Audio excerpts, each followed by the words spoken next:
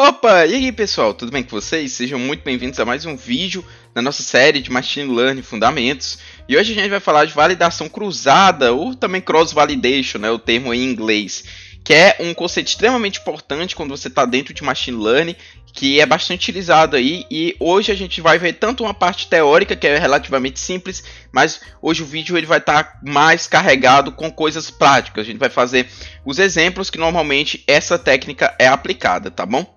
Primeiramente, o que a gente viu, né, nos vídeos anteriores dessa série de Machine Learning Fundamentos foi justamente essa quebra, né? Eu tenho uma base ali com todos os dados, né?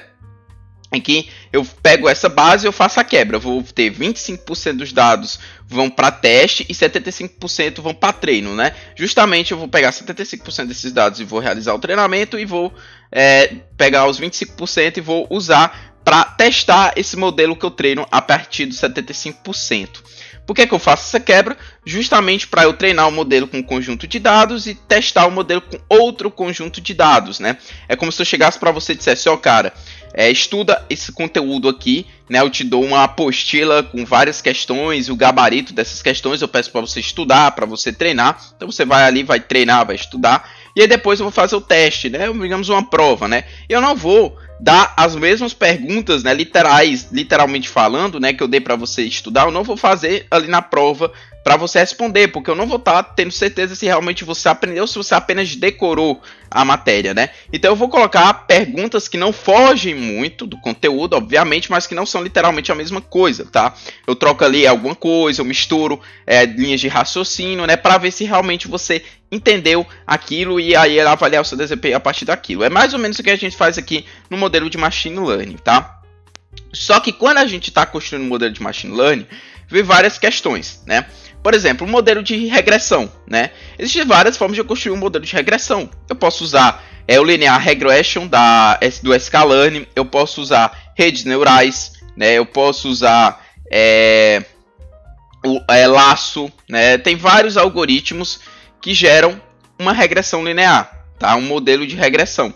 E aí você fica na dúvida, né? Qual será o melhor deles, né? E aí você pode pensar junto comigo, então eu vou fazer, né? Vou gerar esses modelos com esse 75% treino e eu vou testar todos esses modelos utilizando esse 25% teste, tá? E aí eu consigo decidir qual modelo eu irei utilizar. Mas aí você se pergunta se realmente esses 25% que eu escolhi para testar é o ideal.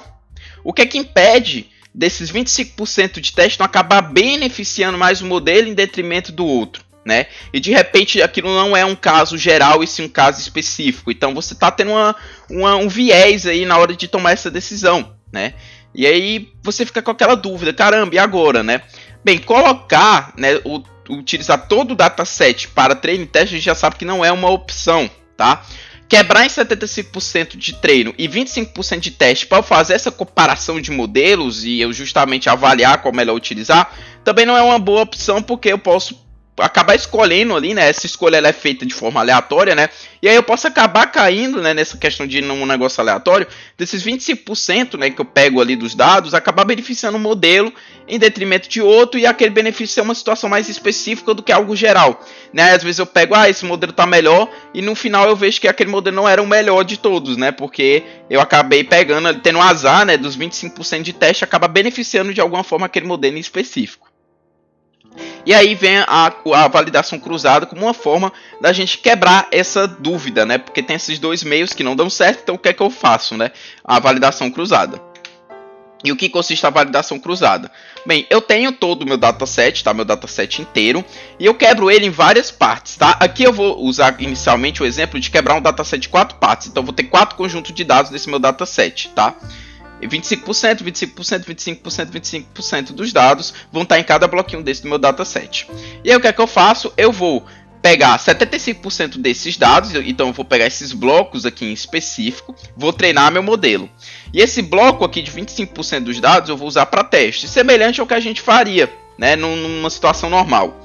E aí eu vou treinar, testar, vou tirar ali alguma métrica, digamos que a acurácia, tá? Por exemplo. E agora eu vou fazer novamente esse processo de treinar e testar o mesmo modelo, mas usando agora uma nova configuração. Se você percebeu, eu ainda estou pegando 75% dos dados para treino e 25% para teste. No entanto, a configuração, os dados que eu estou usando para treinar e para testar são distintos, tá? Então, se você perceber, aqui eu tenho um modelo que eu treinei nessa configuração, treinei e testei. Aqui eu tenho o mesmo modelo, né? Só que eu estou novamente treinando ele, né? Como se fosse a primeira vez, mas eu estou treinando e testando com uma nova configuração, tá? Que eu utilizando esses dois blocos para treino, esse aqui para teste e esse aqui para treino, que antes eu tinha utilizado para teste na outra configuração. Faço aqui o treinamento e o teste, eu vou ter uma acurácia desse modelo em específico nessa configuração. Eu vou seguindo essa mesma ideia, né? E aí eu vou tendo diferentes, né? Eu vou ter 4 configurações diferentes de treinamento e teste, vou ter 4 acurácias, né? Medidas, e aí simplesmente eu vou lá no final e eu tiro a média dessas 4 acurácias e eu vou ter uma avaliação total do modelo. Isso quebra aquele risco de eu pegar 25% enviesado, tá? Porque eu tô olhando para 4 distribuições diferentes de treinamento e teste e tirando a média disso, tá? Baseado em acurácia ou alguma outra métrica de performance. Então, dessa forma, eu consigo ter uma melhor segurança de avaliar, aqui olhando para essa métrica, esse modelo é melhor mesmo, tá? Porque eu estou variando treinamento e teste, vou obtendo diferentes, eu faço uma média, tá? Então, isso tem um risco de... isso reduz o risco de ter aquele viés na hora de tomar a decisão. Para entender, né, eu fiz aqui um algoritmo em Portugal, tá? Apenas para ficar mais fácil de você compreender o que é a validação cruzada. Então, eu vou ter aqui para I, né, que vai de 1 a 4, vão ser aqueles blocos de dados, né? Eu vou treinar todos os blocos que vão ser diferentes de I, né? O I, especificamente, é o bloco que vai ser destinado a teste, aqui no nosso caso, tá? E aí eu vou gerar um modelo, tá? Que vai justamente ser um modelo treinado do zero, tá? Utilizando todos os outros blocos que não são o bloco de teste, né? Nesse caso, por exemplo, o I igual a 1. Ele vai usar um modelo aqui gerado do zero, que vai ser treinado a partir do bloco 2, 3 e 4, tá? E aí, por fim, eu obtenho uma métrica de avaliação utilizando justamente o bloco 1, né? Nesse nosso primeira interação, né? Que aí vai ser o nosso bloco de teste. E aí eu vou fazendo isso, tá? Eu vou fazendo isso até percorrer todos os blocos, em que todos os blocos, em algum momento, eles se tornaram blocos de teste, tá? E aí, no final, eu faço a métrica final, que é justamente eu fazer a média disso tudo, tá? E aí, o interessante, né, disso tudo é porque ele considera todas as combinações possíveis de eu quebrar a base em treino e teste, claro, levando em conta que todos os blocos vão ter o mesmo tamanho, né? E que eu sempre pego um bloco único para fazer o teste, né? E o restante fica para treino, tá? Aqui eu estou pegando o exemplo mais simples possível. Existem outras variações da validação cruzada, mas eu estou focando aqui na base, na ideia mais simples possível, tá bom? E bem, o Cross Validation nos permite comparar diferentes métodos de Machine Learning e obter o senso de como eles trabalham bem na prática, tá? E no exemplo, né, no caso desse vídeo, a gente dividiu o dataset em 4 blocos, sendo que nesse caso, né, de validação cruzada simples, que a gente divide 4 blocos de tamanho de 25% dos dados, né, é o Full Fold Cross Validation, tá? Que é justamente essa característica de eu pegar 4 blocos que equivale ali o tamanho deles, né, cada um deles, de 25% da quantidade ali total que eu tenho no meu dataset. Mas existem outras variações, né? Eu não sou obrigado a dividir em 4. Eu posso dividir em 10 blocos, em que cada bloco tem tamanho de 10% do tamanho do meu dataset. Eu posso dividir em 5, eu posso dividir em 6, 7, 8. Fica a seu critério, tá? O mais comum é dividir em 10 blocos, tá? Que é o 10 Full Cross Validation, tá? Esse é o que a gente denomina essa característica, tá? E aí, como a gente tem essa ideia de pegar todas as combinações possíveis, né, desses blocos, né, para treinar e testar o nosso modelo, e no final a gente faz uma média, a gente tem uma menor variância, porque eu estou pegando ali a média. Se tiver alguma configuração que beneficia especificamente aquele modelo, ela vai ser reduzida em relação às outras configurações, né, que normalmente vai ser uma situação normal. Né? Só imagine o seguinte, nesse caso que a gente pega 10 blocos, né, eu vou ter 10 métricas diferentes de acurácia, porque eu vou ter 10 configurações, né, em que cada um desses 10 blocos foi usado para teste e os outros 9 foi usado para treino, e aí eu vou ter a variação, né, do qual foi usado para teste e o que sobrou ficou usado para treino, né. E aí, supondo que tivemos uma acurácia de 90% em uma configuração. E aí, nas outras 9 configurações de combinação treino e teste, a gente teve uma acurácia de, por exemplo, 60%, entendeu? Nesse caso, o 90%, né, que se eu tivesse, por azar, pegado exatamente essa configuração que beneficia um modelo específico, eu ia estar tomando uma decisão equivocada, né, se eu olhasse só para aquilo. Mas como eu estou olhando para 10 configurações distintas, eu vejo que só aquela deu 90% de acurácia, o restante ficou ali no 60% e alguma coisa por cento. Quando eu faço a média, eu vou ter ali uma acurácia não tão equivocada, né, que me leva a uma decisão equivocada por ver 90%. Não vai ser 90%, né, vai ser algo bem menor que 90%, algo ali mais próximo de 60%, que realmente foi a média encontrada. Então, por isso que é interessante essa técnica para você avaliar qual modelo é melhor, tá? Porque você evita, né, essas decisões equivocadas. Só que aqui a validação cruzada ela pode ser ainda usada em outras duas situações, né? Não apenas na seleção de modelo, mas ela pode ser usada na seleção de features, né? Que é justamente quais variáveis eu posso levar em conta aqui no meu modelo, tá? E você pode utilizar uma seleção de features para, basicamente, eu faço um modelo ali usando esse conjunto de features, eu novamente eu utilizo outro exemplo de modelo pegando outro conjunto de features, aplico cross validation nos dois e eu comparo ali para ver se é melhor incluir ou não uma determinada feature na minha modelagem, tá?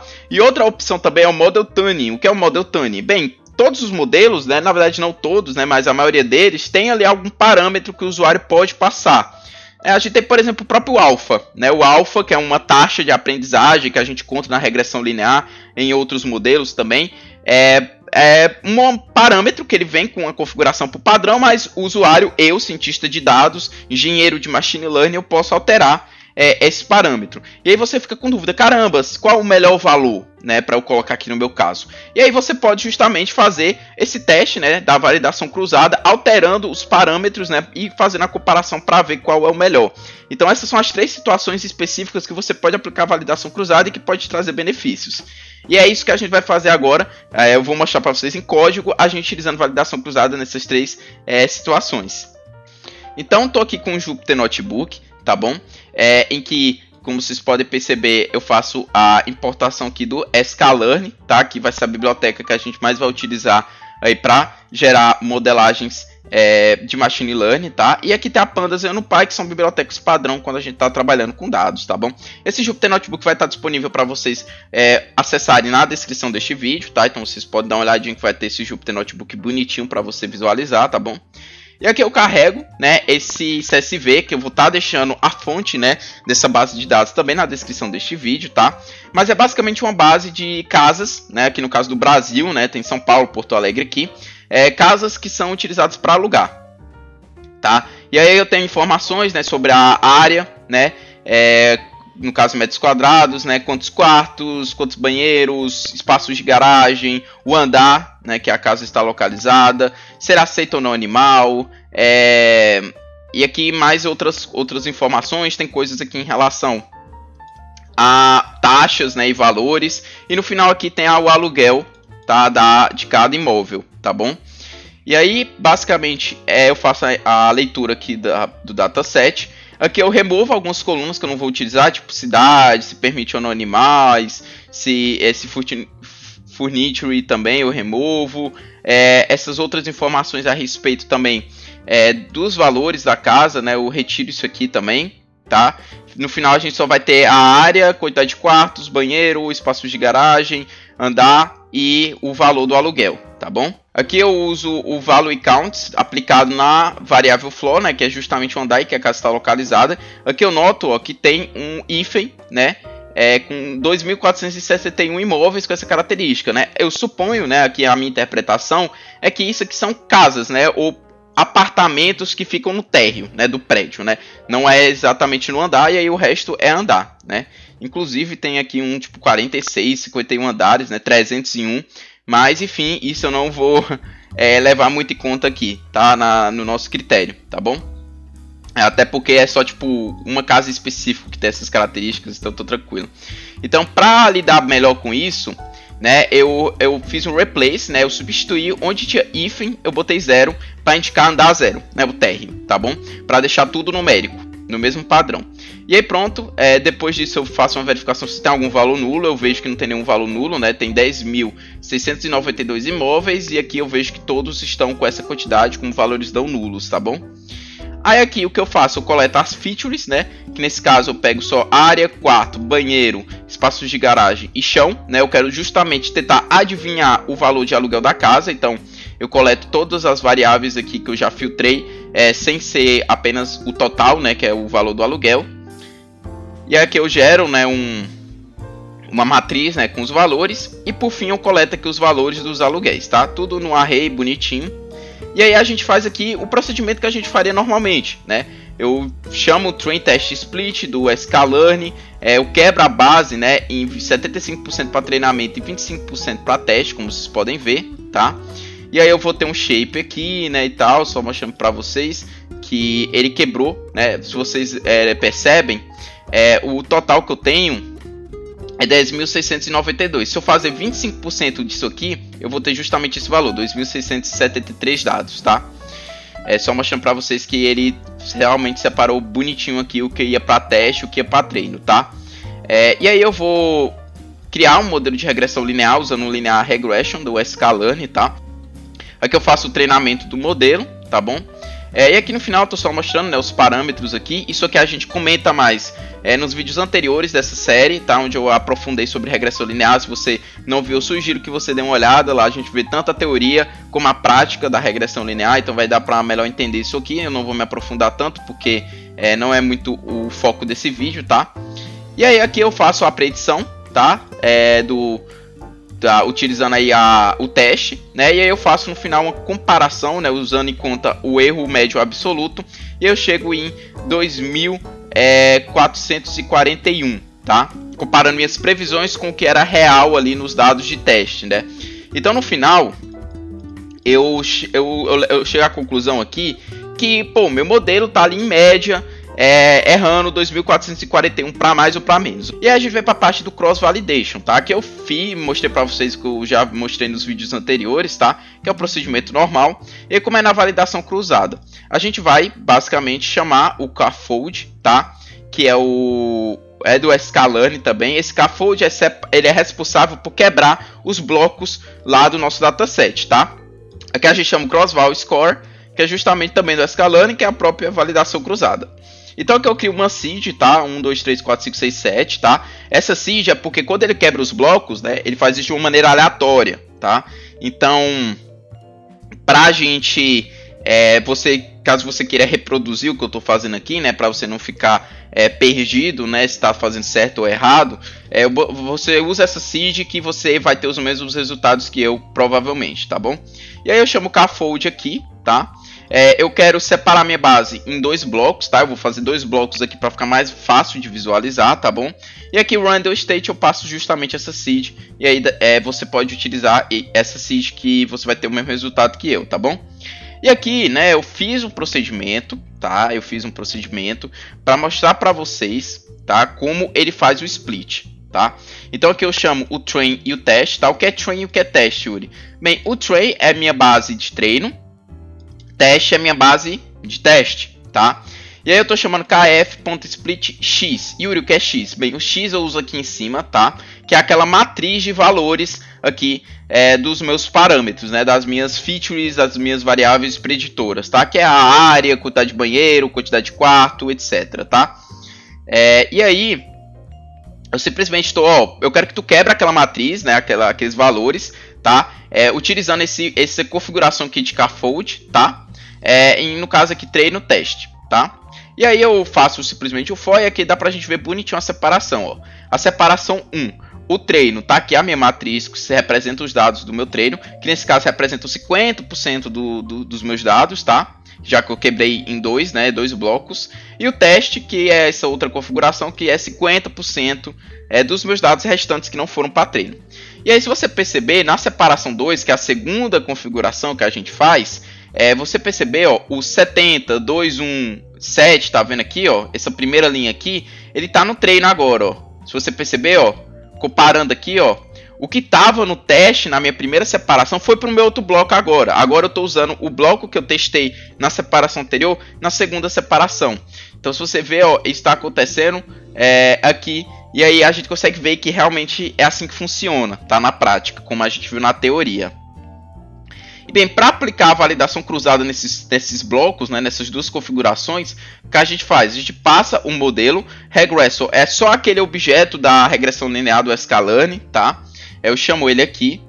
Eu chamo x e o y, que o x é aquela matriz de valores, o y é o array, que contém os valores dos meus aluguéis, tá? O CV é justamente a configuração da separação, né, como a gente viu aqui em cima, tá? E aqui eu boto qual a escoragem eu quero coletar, né? E aí eu boto o erro médio absoluto. Aqui ele é negativo, gente, porque a forma que a biblioteca foi implementada, ele só tem essa opção, tá? E aí por isso que quando eu chamo scores, né, eu boto menos aqui, tá? E aí pronto, ó, ele me deu esses dois scores. E o que isso quer dizer? O erro médio absoluto aqui, essa primeira aqui, é nessa primeira separação aqui, tá vendo, ó? Essa primeira separação, esse foi o resultado, tá? Ele treinou o modelo e testou e deu isso aqui, tá? Aquele mesmo procedimento normal que a gente fez, só que específico nessa separação. E esse aqui é nossa segunda separação, que é justamente a troca, né? O bloco que eu usei para treino, ele foi para teste, o que estava em teste foi para treino, tá? E aí eu tive essa média aqui. Se você perceber, não muda muito, né? Uma do 2510 ou do 2512, né? Então, tá bacana, a gente faz a média aqui, basta dar um ponto min, né? Que ele faz a média, e aí dá aí 2511, né? A média do erro médio absoluto, né? E aí, beleza, é assim que funciona a validação cruzada, espero que tenha dado para entender, né? Com esse exemplo. E agora a gente vai para as aplicações, né? Os casos de uso. Seleção de features, tá? O objetivo é verificar qual features, né, resultam o melhor modelo. Então, o modelo anterior, né, que foi justamente esse aqui que a gente utilizou, deu 2511.44, esses quebrados aqui, né, o erro médio absoluto dele. Agora a gente vai testar o mesmo modelo, né, usando o linear regression do Scalane, tá? Mas a gente vai utilizar sem a variável floor. Então eu chamo aqui features, né? Eu excluo a variável floor, como vocês podem perceber, né? E aí eu gero novamente um array, né, um array de arrays, né, uma matriz com os valores de área, quarto, banheiro, espaços de garagem, e eu aplico cross validation, tá? Mesma coisinha, tá? E aí eu faço a média aqui, que não fiz antes, eu obtenho 2572, cara. Isso aqui é uma média, tá? E eu comparo com essa média aqui, 2511. Eu vejo que esse aqui tá pior do que esse aqui. Então eu chego à conclusão, usando essa comparação, que é melhor eu manter a variável floor do que retirar ela, aplicando esse mesmo modelo de regressão linear do Scalane, tá? Então dessa forma eu consigo ter uma melhor decisão de qual feature incluir ou não, né? Aqui eu vi que tirar a floor não é a melhor decisão. Agora a gente vai para o caso de seleção de modelo. O objetivo é verificar qual modelo possui os melhores resultados, tá? E aqui eu chamei um outro modelo de regressão linear, que é a Lasso, tá? Eu não vou entrar em mérito de como ele funciona, tá? Então isso aqui é só a gente testar a validação cruzada. Então, novamente, a gente lembra que o modelo de regressão linear com as mesmas features, né? Que era a área, o andar, a quantidade de garagem, quantidade de quarto, quantidade de banheiro, né? Ele deu isso aqui, 2511, o erro médio absoluto, tá? Com a validação cruzada. Então agora eu vou testar com a regressão linear utilizando o laço LARS, né? Que é uma outra forma aí de você gerar uma regressão linear no Scalane. Então vou aplicar aqui, ó, eu chamo o objeto do modelo, aplico aqui o mesmo conjunto de features, aplico o mesmo conjunto de valores de aluguéis, aplico a mesma configuração de scaffold e aí a mesma métrica, né? E aí quando eu faço a média, 2.496, eu comparo com 2.511. Então aqui eu vejo que utilizar essa laço, né, é melhorzinho do que usar o linear regression padrão do Scalane, né? Ele tem um erro médio menor, né? Então eu consigo ter maior segurança em fazer essa escolha entre os dois modelos, né? Tá bem bacana. Eu espero que esteja dando para entender, né? A minha intenção aqui é trazer algo prático, né? Para você entender quando é que você usa isso mesmo na prática. Porque às vezes a gente vê esses vídeos, né? Que explicam validação cruzada e a gente nem sabe como é que a gente vai usar isso no dia a dia, tá? Pra gente fechar o vídeo de hoje, Model Tuning, tá? Que é basicamente aquele esquema de escolher um parâmetro, tá? e justamente obter um parâmetro do modelo que possui o melhor resultado. E aí aqui eu vou utilizar o Neighbors Classifier, tá? O KNN, né? Também para os mais íntimos. Eu não vou entrar nos méritos de como ele funciona, tá? Que não é o escopo desse vídeo. Eu escolhi ele porque ele tem um parâmetro que normalmente a gente tem que escolher, né? Que é a quantidade de vizinhos, tá? Aqui eu até usei uma base de dados diferente, porque o KNN é mais usado numa situação de classificação e não de regressão, tá bom? Mas enfim, a gente não precisa se esquentar muito com isso, tá? Eu uso aqui o Load Iris, tá? Que é uma base aí envolvendo íris, né? Se eu não me engano é uma flor, uma planta. Posso estar falando besteira, mas eu acredito que seja isso. E aqui eu só separo, né, o x, que são as variáveis, y, que é a minha target, né, que é a variável ali que eu quero prever, né, e tal, que no caso seria a classificação, né, da espécie. E aí novamente eu faço um kfold aqui, né, com uma seed, nesse caso eu uso essa seed aqui 10.000, tá bom? Você pode utilizar aí para reproduzir os resultados, né? Eu uso 2 blocos também de separação. E aí eu chamo o KNN, né? Nesse caso eu coloco como parâmetro 3 vizinhos, tá? Nele. Aplica a validação cruzada, né? Eu vou usar a acurácia aqui para fazer a comparação do modelo, tá? E aí ó, eu vejo que um deu 0.29, outro deu 0.33, eu faço a média e eu obtenho 0.31, tá? E aí, novamente, né, eu quero saber qual a melhor situação. Será que 3 vizinhos é o melhor, né? E aí, uma coisa que você pode fazer é justamente isso aqui que eu fiz, né? Um for. Né? Eu crio aqui um k-range, né, de 1 a 20. Então, eu quero testar um vizinho, 2 vizinhos, 3 vizinhos, 4 vizinhos e assim por diante, tá? E aí, simplesmente, eu vou chamando o KNN, vou criando esse modelo, variando esse k, tá? Vou aqui nos scores, né? E aí eu vou dando um append, eu boto para printar esses scores, né? Que eu faço até uma visualização com o Matplotlib, tá? Para facilitar aqui a visualização, porque assim fica difícil de avaliar, né? Pelo gráfico, a gente consegue perceber que aqui, por exemplo, os 3 vizinhos até os 5, o resultado é bem semelhante, né? A média. Quando a gente vai para tipo 6, ele piora. 7 ele dá uma melhorada, né? Ele tem um pico aqui bem interessante. E depois ele vai simplesmente tendo quedas, né? E vai tendo uma acurácia pior. Dessa forma a gente consegue escolher o melhor parâmetro, né, fazer o procedimento de Model Tuning. E bem, pessoal, esse é o vídeo de hoje, né? Foi um vídeo um pouquinho longo, porque não foi só a parte teórica, eu quis entrar nessa parte prática, né? Esse Jupyter Notebook vai estar disponível para você ver com mais calma, né? Porque eu não entrei muito em detalhes da codificação, eu queria mais mostrar ali o procedimento na prática, né? E também para o vídeo não ficar muito longo. Mas enfim, pessoal, é isso. Se você tiver gostado, não deixe de deixar o seu apoio. Qualquer sugestão, feedback, fica à vontade de fornecer aqui pra gente. E é isso, pessoal. Um forte abraço e até o próximo vídeo.